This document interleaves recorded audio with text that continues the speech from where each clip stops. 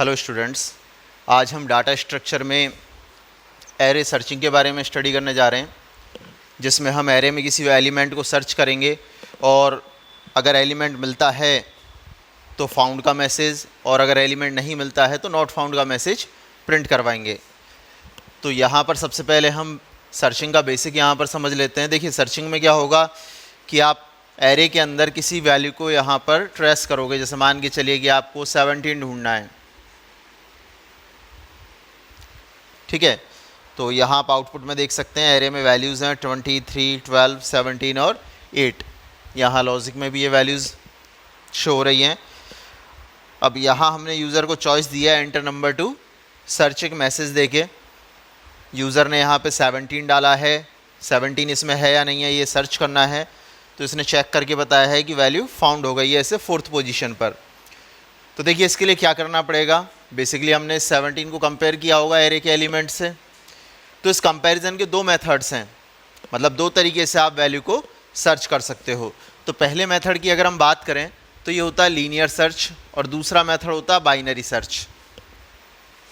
दो अलग अलग मेथड्स हैं जिनके ज़रिए आप एरे में वैल्यू को सर्च कर सकते हो। देखिए, अगर हम लीनियर सर्च की बात करें तो लीनियर सर्च का कंसेप्ट कहता है कि यदि किसी वैल्यू को आप एरे में सर्च कर रहे हो तो आपको उस वैल्यू को हर एलिमेंट के साथ कंपेयर करना पड़ेगा, चेक करना पड़ेगा कि वो किसी से मैच हो रही है या नहीं हो रही है।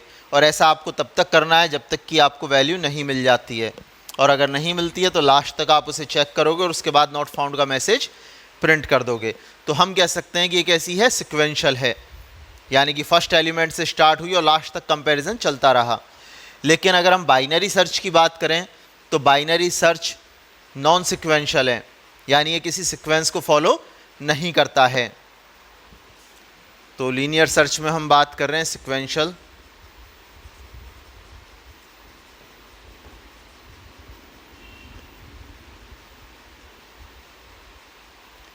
सिक्वेंशियल सर्च होता है ये। जबकि अगर हम बाइनरी सर्च की बात करें तो बाइनरी सर्च नॉन सिक्वेंशियल है।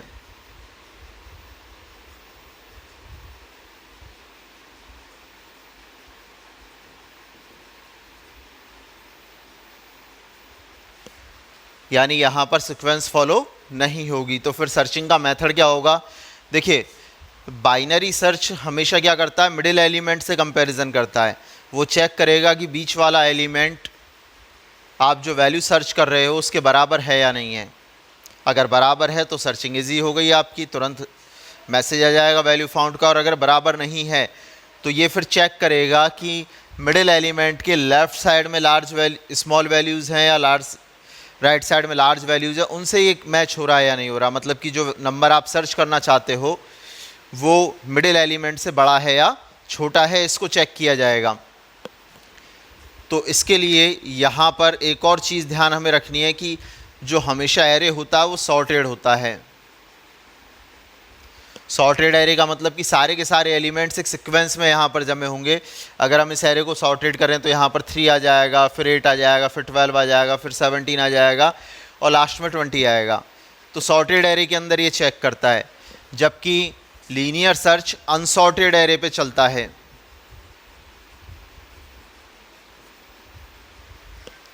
यानी कि अगर लिस्ट आपकी अनसॉर्टेड भी है, एलिमेंट्स अनसॉर्टेड हैं, तो भी ये सर्च कर सकता है।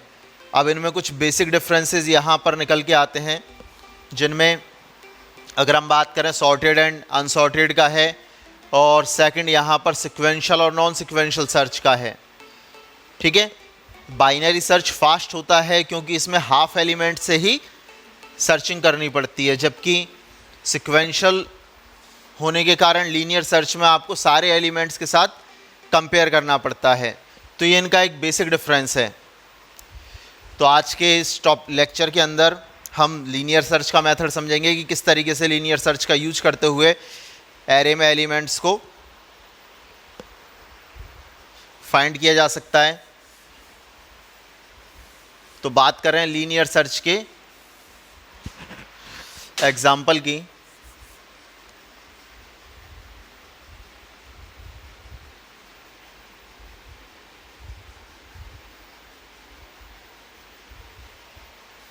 देखिए, लीनियर सर्च की जब हम यहाँ पर बात कर रहे हैं तो लीनियर सर्च का हमें सबसे पहले लॉजिक समझना पड़ेगा।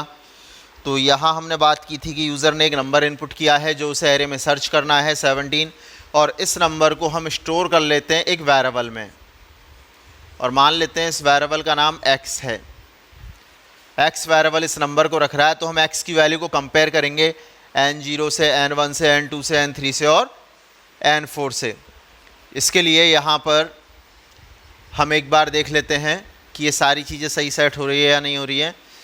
तो यहाँ हम एक इंडेक्स के लिए वेरिएबल ले लेते हैं i नाम से, i को चलाएंगे 4 तक और चेक करेंगे कि क्या उसकी वैल्यू x की वैल्यू से मैच हो रही है या नहीं हो रही है। n के i ब्लॉक की यानी n के किसी भी ब्लॉक की वैल्यू मैच हो रही है या नहीं हो रही है, इस चीज़ को हम यहाँ पर चेक करेंगे।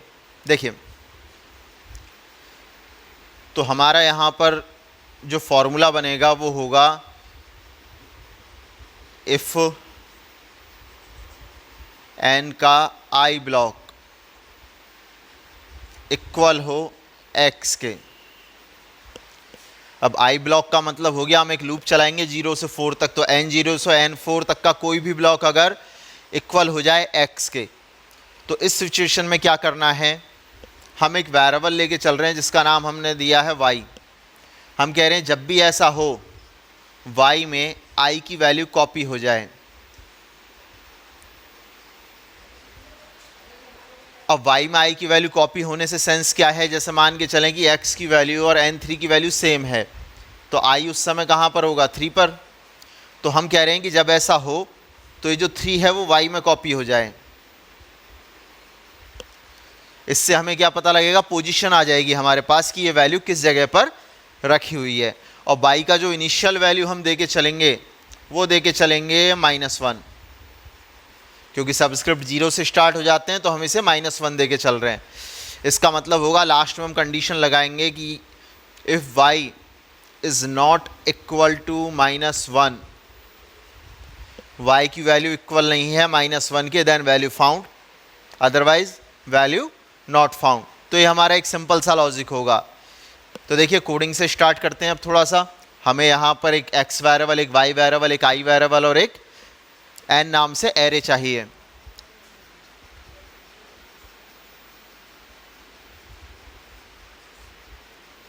सबसे पहले प्रोग्राम में एक हेडर फाइल लगा लेंगे।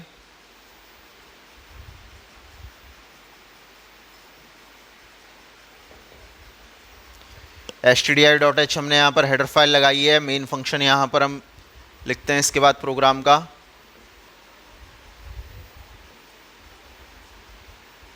मेन फंक्शन में हम यहाँ डिक्लेरेशन स्टार्ट कर रहे हैं।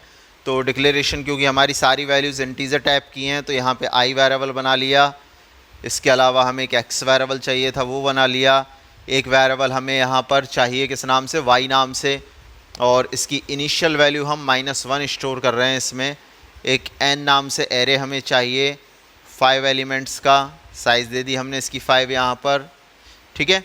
इसके बाद हमने यहाँ कर्ली ब्रैकेट ओपन किया, क्योंकि हम इसका कंपाइल टाइम इनिशियलाइजेशन कर रहे हैं, और वो जो वैल्यूज़ हमने वहाँ प्लान किया लॉजिक में वही हम यहाँ पर दे देते हैं।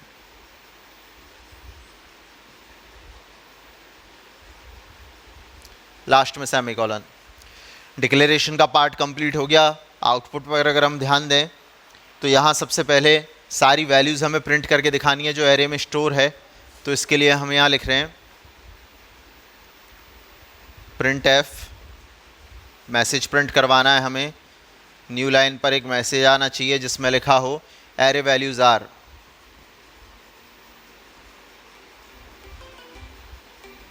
एरे वैल्यूज़ आर, ठीक है। इसके बाद हम यहाँ पर एक फॉर लूप लगाएंगे, और फॉर लूप लगा के हम यहाँ पर लिखेंगे i की initial value 0, i is less than equal to 4 and i plus plus. यहाँ पर इसके बाद हम एक और प्रिंट एफ लगाएंगे वैल्यूज़ को प्रिंट करवाने के लिए, और यहाँ टैब स्पेस देते हुए हम प्रिंट करवा देते हैं इंटीजर वैल्यू n के i ब्लॉक्स की। तो ये सारी वैल्यूज़ हमने यहाँ पर प्रिंट करा दी हैं। लूप को हम यहाँ पर बंद कर देते हैं। ठीक है, इसके बाद हम बात करें तो हमें यूज़र से पूछना है कि वो कौन सा नंबर इसमें सर्च करना चाहता है, किस वैल्यू को वो सर्च करना चाहता है। तो एक हमने यहाँ पर printf लगाया और मैसेज लिखा न्यू लाइन पर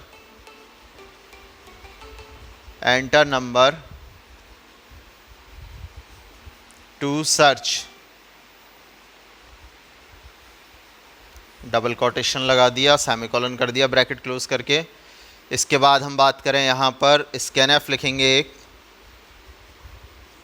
इसमें हमने फिर एक %d लगाया है क्योंकि हमें इंटीजर वैल्यू लेनी है। और जैसा हमने प्लान किया था कि जो नंबर यूज़र डाल रहा है 17 ये हमें x में स्टोर करना है, तो हम इस वैल्यू को वेरिएबल x में स्टोर कर लेते हैं। अभी हमारे पास नंबर मौजूद है, एरे में वैल्यूज़ मौजूद है, हमें केवल एक लूप चला के इसे कंपेयर करना है। ठीक है, तो कंपेयर करने के लिए देखिए आई का लूप वही 0 से 4 तक यहाँ पर चल रहा है लॉजिक में, और ये फिर हमारा लूप के अंदर लगने वाली कंडीशन होगी।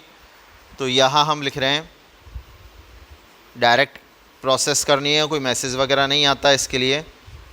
तो आई की value 0, i is less than equal to हमने यहाँ पर लिखा, यह आ जाना चाहिए 4 तक आई प्लस प्लस। अब देखिए ये जो हमने लूप लिखा है ये आपको एक्सेस करवा देगा 0 से लेके 4 तक के ब्लॉक्स, यानी कि आप जा सकते हो 0 से 4 तक के ब्लॉक्स पर। अब जाते हुए आपको क्या करना है, कंपेयर करना है। तो कंपेयर करके डिसीजन भी लेना है, तो यहाँ कंडीशन लगाइए। कंडीशन क्या है, इफ़ n का i ब्लॉक, मतलब 0 से 4 तक का कोई भी ब्लॉक, इक्वल के लिए डबल बार 2 टाइम्स यहाँ पे साइन लगता है, ये वाला इक्वल टू ऑपरेटर यही होता है। ठीक है, x कंपैरिजन कर रहे हैं हम x से। अगर ऐसा हो तो y में i की वैल्यू कॉपी हो जाए, इसका सीधा मतलब है कि पोजीशन कॉपी हो जाए, सबस्क्रिप्ट एड्रेस आ जाएगा तो हम +1 करके पोजीशन आराम से निकाल लेंगे। एक काम तो ये हो गया। एक और चीज़ क्या करते हैं हम यहाँ पर, जब भी एरे सर्चिंग करते हैं हम सर्चिंग को सिर्फ तब तक ही चलाते हैं जब तक वैल्यू नहीं मिल जाए, और वैल्यू मिलते ही हम सर्चिंग को रोक देते हैं। तो देखिए y के अंदर i की वैल्यू तब कॉपी होगी जब ये चीज़ें मैच हो जाएंगी, मतलब वैल्यू मिल जाएगी। अब क्योंकि वैल्यू मिल चुकी है तो लूप को आगे चलाने से फ़ायदा नहीं होगा, तो हम यहाँ पर एक स्टेटमेंट काम में ले लेते हैं, ब्रेक। तो ये जो ब्रेक स्टेटमेंट है ये लूप को बीच में ही टर्मिनेट कर देगा, मतलब फिर 4 तक चलाने की ज़रूरत नहीं होगी।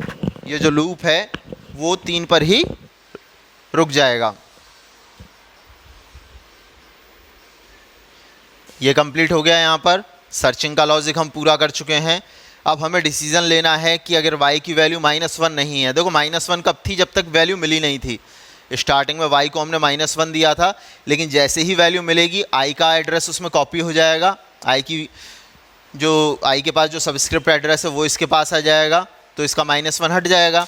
तो अगर इसमें -1 नहीं है देन यहाँ पर हम इसे प्रिंट करवा सकते हैं वैल्यू फाउंड। देखिए तो हम यहाँ डायरेक्ट एक डिसीजन ले रहे हैं, if i is not equal का ये वाला साइन होता है -1। अगर i की वैल्यू -1 के इक्वल नहीं है तो यहाँ पर मैसेज आना चाहिए printf value found at %d position. देखिए -1 नहीं है, मतलब वैल्यू मिल चुकी है, और क्योंकि वैल्यू मिल चुकी है तो हम यहाँ मैसेज दे रहे हैं वैल्यू फाउंड एट %d की जगह पर हम वैल्यू प्रिंट करवाएंगे y की, क्योंकि देखिए y के पास ये 3 कॉपी हुआ था, तो यहाँ हम लिख देते हैं अब y +1। अब ये +1 का लॉजिक क्या है, y के पास आया सबस्क्रिप्ट एड्रेस 3, लेकिन पोजीशन तो 4th है, आप काउंट कर सकते हो। यहाँ पर सबस्क्रिप्ट एड्रेस 3 है लेकिन पोजीशन एलिमेंट की कौन सी है, 4th है, तो इसलिए हमने यहाँ पे +1 कर दिया कि जो भी पोजीशन होगी, जो भी सबस्क्रिप्ट एड्रेस होगा उसमें +1 होगी, पोजीशन यहाँ पर प्रिंट हो जाएगी। ये तो हो गया वैल्यू मिलने वाली स्थिति का। अब एल्स लगा देते हैं।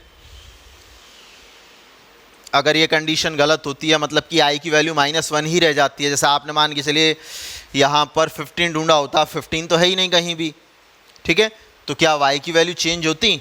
नहीं होती, वाई की वैल्यू -1 ही रहने वाली थी, ठीक है, लास्ट तक सर्चिंग होने के बाद भी। तो यहाँ उस सिचुएशन के लिए हम मैसेज दे रहे हैं print F value not found.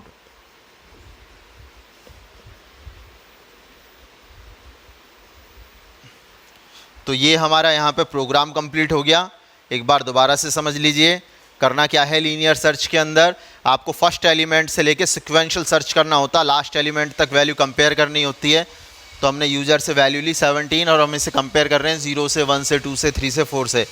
अच्छा, कंपैरिजन सिर्फ तब तक करना है जब तक वैल्यू नहीं मिले तो लास्ट तक कंपेयर करेंगे, अदरवाइज अगर बीच में ही मिल गई है तो क्विट हो जाएंगे, ठीक है।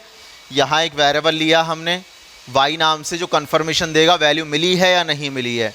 अगर वैल्यू मिल जाती है तो सबस्क्रिप्ट एड्रेस हम y में कॉपी कर लेंगे, और अगर नहीं मिलती है तो y की वैल्यू -1 ही रह जाएगी, जिससे कि ये कन्फर्मेशन हो जाएगा कि वैल्यू यहाँ पर नहीं मिली है। लास्ट में y की वैल्यू पे हम डिसीजन ले लेंगे और वैल्यू फाउंड और नॉट फाउंड के मैसेजेस प्रिंट करवा देंगे। तो इस लेक्चर में इतना ही। नेक्स्ट लेक्चर के अंदर हम बाइनरी सर्च डिस्कस करेंगे कि बाइनरी सर्च में किस तरीके से वैल्यूज़ को ढूंढा जा सकता है।